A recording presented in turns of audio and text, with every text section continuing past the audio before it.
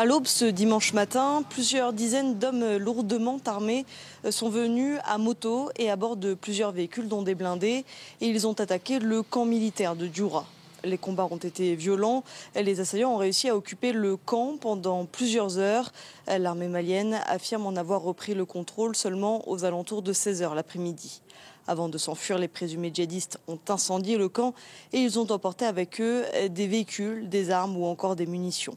L'attaque a été qualifiée de terroriste par les autorités maliennes. L'armée l'attribue notamment au colonel déserteur Bahag Moussa. Le président malien Ibrahim Boubacar Keïta a réagi, il a condamné ces actes ignominieux et exprimé ses pensées pour les fiers soldats tombés face à un ennemi lâche. Une délégation officielle devrait normalement se rendre sur les lieux ce lundi.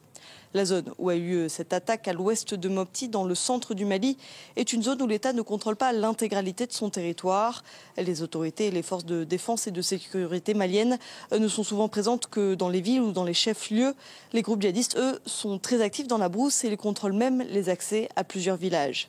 Et alors, malgré les raids récents menés par la force française Barkhane dans le centre du Mali, les groupes djihadistes ont toujours la capacité de mener des attaques meurtrières, comme le prouve celle de ce dimanche matin.